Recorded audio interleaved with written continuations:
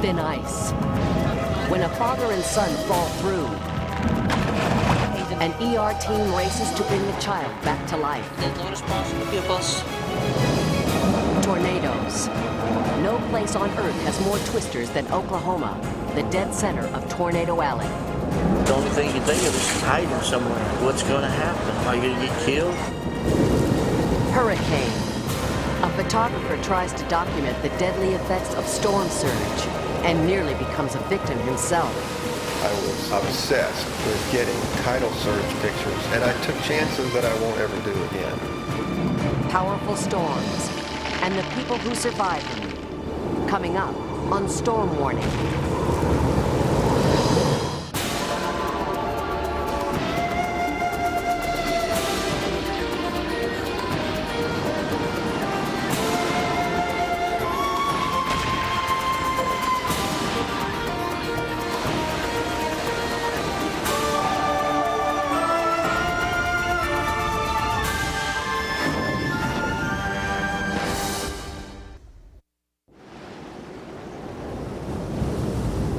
In America's heartland, they call it the Hawk. A punishing wind that roars across the Great Lakes with a fury. It's been a wicked day for driving and walking. It's the driving force behind a weather phenomenon known as lake effect, where cold air sweeps over warmer lake waters, causing rapid evaporation and high levels of moisture. The result? Sudden snowstorms and bone-chilling cold. Erie County Executive Dennis Gorski has declared the following communities in a state of emergency. Towns of Cheektowaga, Lancaster, and Clarence, the villages of Sloan, Depew, Lane. In Chicago, the cold has partially frozen Lake Michigan. Snow from a lake effect storm brings Terrence Tantalevich and his 4-year-old son Jimmy to the lakefront to go sledding. It's a day paramedic Pete Tomaskovich will never forget. Father turned his head and the kid must have pushed the sled. He just went over the edge. So the father jumped in to try and save him. Terrence gasps from diving in to find his son, who slipped under the water.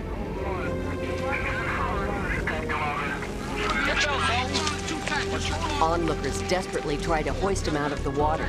He's too frozen to grab hold. After a frantic search for rope, someone grabs a car jumper cable.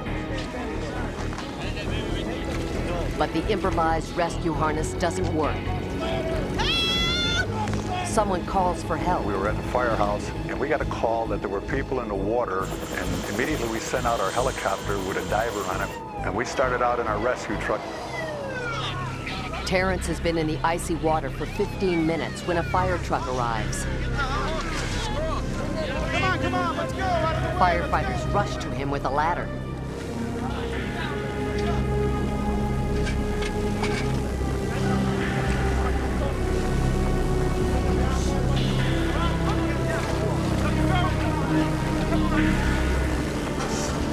Terrence is hauled out to safety and carried to a waiting ambulance. Nearly unconscious, he tells rescuers his son is still underwater. Now, nothing can be done but to pray that rescue divers arrive in time. As we were going there, the other diver was putting on a survival suit. I just had a quirk. I said, I'll put on a wetsuit just in case. Pete Tomaskovich enters the freezing water. The conditions are difficult and dangerous. The visibility was like maybe 2 feet. I'm swimming on the bottom because the ice was bumping your pack from the top side. And I'm swimming on the bottom, and all of a sudden I spotted a pair of shoes. And I reached up, and it was Jimmy Tantalevich. When I tugged on the rope, they started pulling me up, and when I turned around and I hoisted him up, I looked at him, and he just looked, you know, like he was gone. He was like white, he was like cold, there was no movement.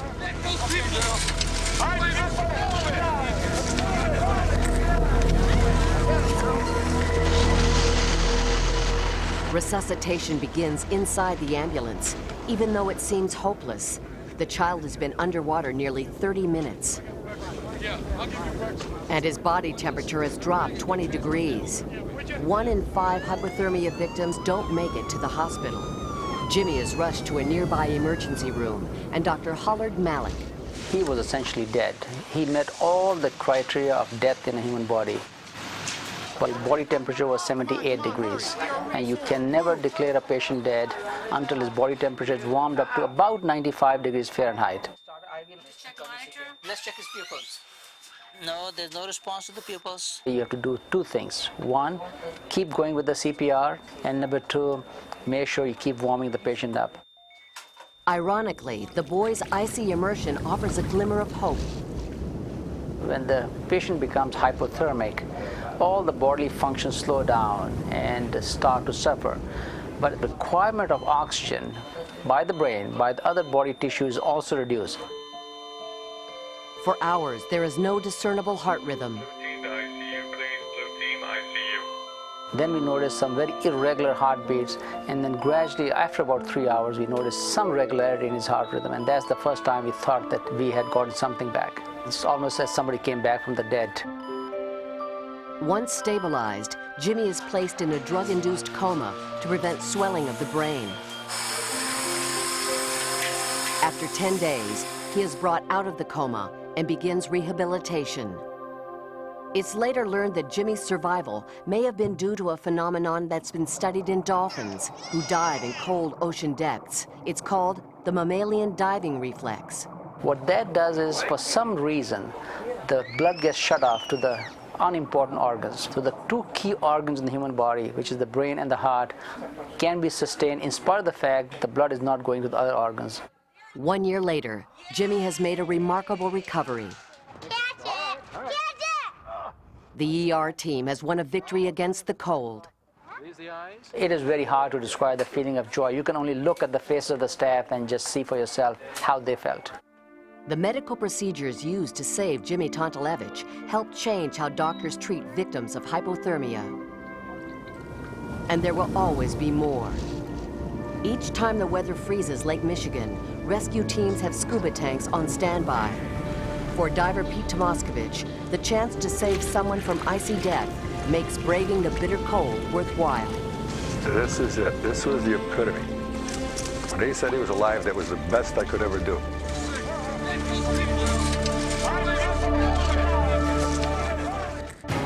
Up next, a tornado tracker faces the storm of his life and the powerful force of hurricanes.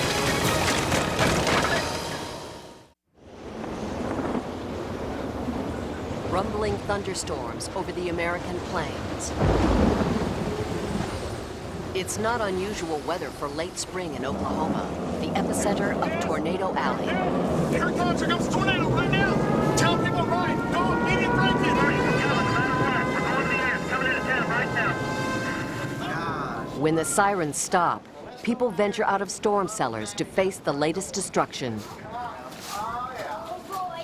You can live anywhere in Oklahoma and have a tornado. I've seen it once. I know what it can do. I don't want to repeat because I don't want to get it me. Francis Cohn is dishwashing in a popular truck stop outside Tulsa. When the clouds outside begin to swirl in a way that Oklahomans know spells trouble. Scientists are out tracking the storm with handheld Doppler radar on the ground and mobile Doppler on the road. Until 9:30. Tornado warning again. Spotters indicated tornado. Information is fed to the National Severe Storm Prediction Center. I'm just getting very concerned about that frontal activity now. Oklahoma is the area where the most tornadoes occur any place in the world. Dr. Joe Schaefer says the center exists because of Oklahoma's geography. We have the Gulf of Mexico with warm, moist water. Off to the southeast, we have the Rocky Mountains, which trap cold fronts as they come moving down. And when these two weather systems collide, the result can be tornadoes. It's hit major damage. It's hit the inner wall plant here. I've got major damage at the inner wall plant. I see smoke. I see fire. Another breed of Oklahoma twister tracker is the man who taped this tornado. It's a lot harder to produce a tornado when people realize it takes a very unique combination of all come together in a very localized area. And Jeff Petrowski's work augments the prediction agencies. Tornado chasing. He tries to be in the right place when twisters are formed so that he can photograph and phone in a sighting. I got it. Just settle down. Each storm has a personality. It's kind of like people. I look at that storm and I try to figure out, is this thing going to be mean or is it going to be nice? The meanest storm system Petrowski ever experienced is the one that's approaching the truck stop where Francis works on a busy Saturday afternoon. We was hitting a lot of wind. You could feel it, and there was some rain, and it all of a sudden quit. Well, then you get the quiet of a church. That's when you better start looking for somewhere to go. The first storm that went up, within 10 or 15 minutes, it was already starting to rotate. Petrowski hits the road to catch the storm. And a few minutes later, it started producing golf ball to baseball size hail, which is just the early signs of this storm is going to be really serious. At the truck stop, a waitress sees the twister first. I heard the glass break and somebody yelled. I dropped the dishes and I ran in the kitchen and immediately covered my deep fryer and made a place for me to get to.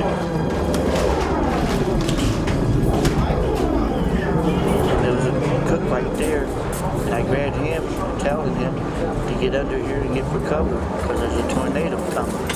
The only thing you think of is hiding somewhere. What's going to happen? You're going to get hurt? Are you going to get killed? The truck stop is struck as Petrowski approaches. He panics at what he can see through the storm.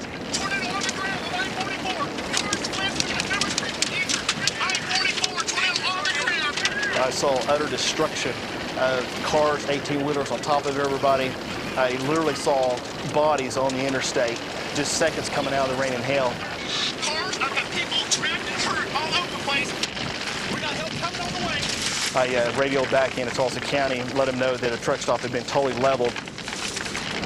It was a mess. I mean, I'd never seen a tractor and trailer on top of another one, and I knew that's where most casualties would be.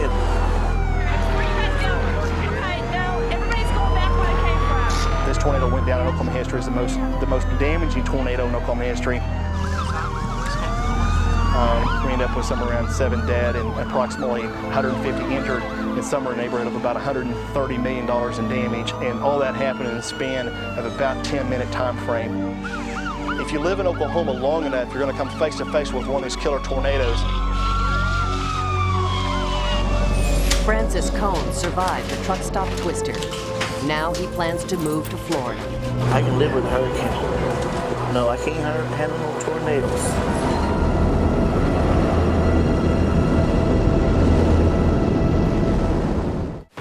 Up next, a hurricane batters the Gulf Coast as a photographer captures its fury.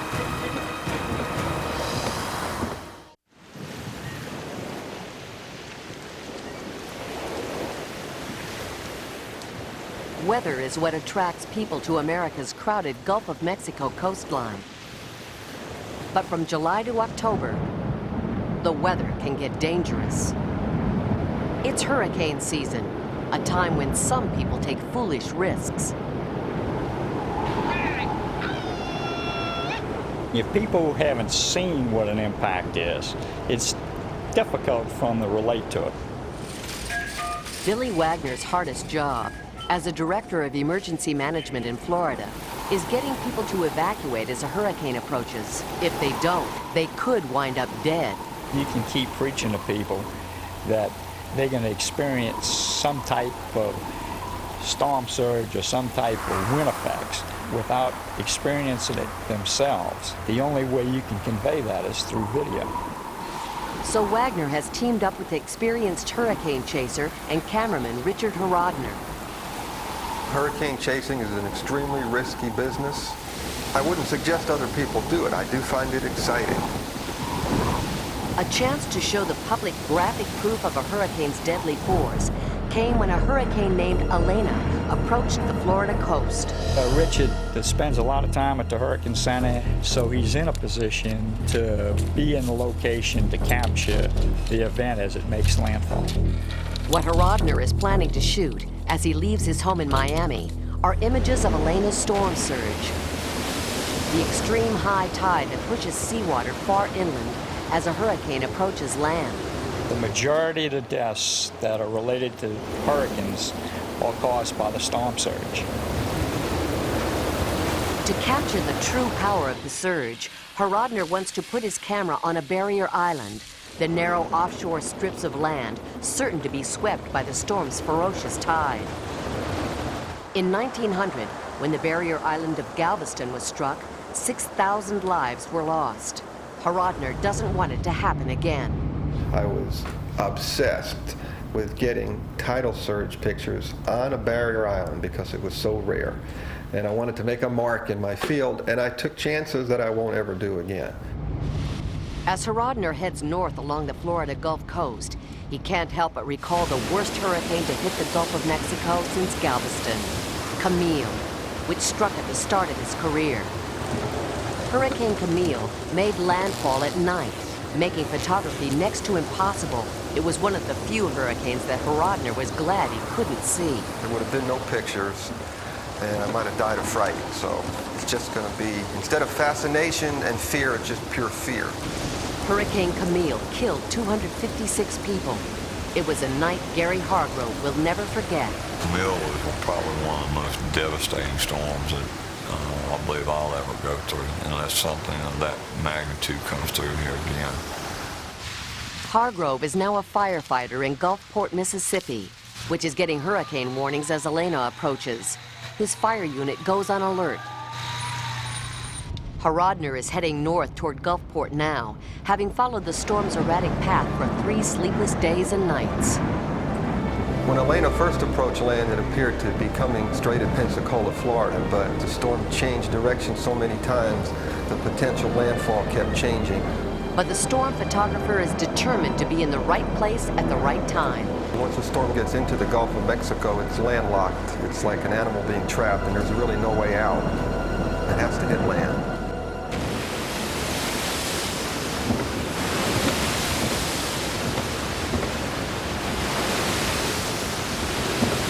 Hrodner chases Elena as it swirls into Cedar Key, Florida. But the storm surge beats him to the narrow causeway, which is the only way onto the island. Arriving at Cedar Key as the storm was stalling 80 miles off the coast, it was sending about a 4-foot tidal surge across the causeway. The bridges were impassable at the time. So Hrodner must beat the storm to another island. He races northwest as Elena pounds the Florida coast. The storm photographer will have to cross another long, narrow causeway to St. George Island. But now, a storm-damaged bridge stands between him and his goal. The approaches to the bridges had been demolished by the surge, so all that was left was the yellow line down the middle. It's time for a life or death decision, to cross the bridge or not.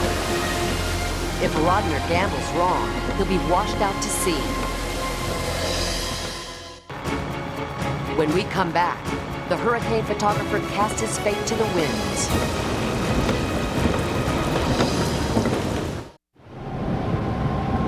As Hurricane Elena pushes a wall of water up against the Florida Gulf Coast, hurricane photographer Richard Hrodner decides to risk everything on a washed-out bridge. It's the only obstacle between him and rare footage of a hurricane overtaking a barrier island. If I was in any normal state of mind, I would have stayed where I was, but I was obsessed to getting the rest of the hurricane as it came inland.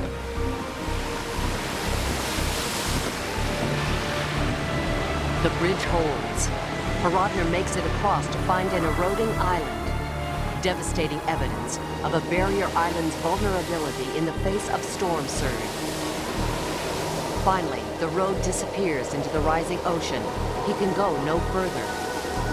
Hrodner must now get off the island before the bridge is washed away.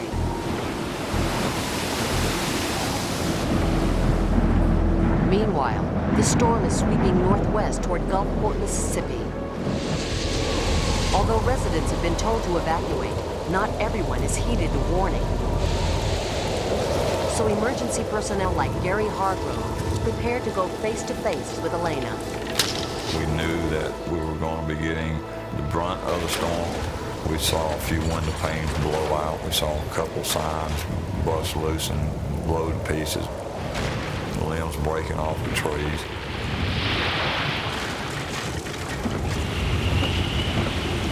Back on the mainland, Hrodner races the storm to Gulfport, where Elena is about to strike land. I saw the clouds darkening to the east. I stopped to change the film in my camera, and as I was doing that, it started to gust very quickly. In front of Hrodner's lens, Elena's relentless winds rip the roof off a building. Elena is at her peak when the Gulfport Fire Department receives a call for help. The call came in for a possible fire in an apartment complex. When we arrived, we in fact found fire on the second floor. The fire is fueled by Elena's winds. When you have 100-mile-an-hour winds, you're feeding that fire a lot more than what normally would burn itself. As the firefighters work, Elena's eye passes overhead. Hrodner captures the fleeting calm. Gulfport, looking west, I'm in the eye, I believe. But in minutes, the eye passes and the other side of the hurricane slams ashore.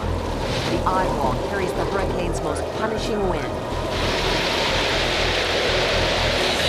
At the same time, Hargrove decides it's too dangerous to continue to fight the blaze. As I turned to tell the guys to go to safety, a piece of roof flew across and struck me in the face. The flying debris breaks Hargrove's nose, but he keeps battling the hurricane.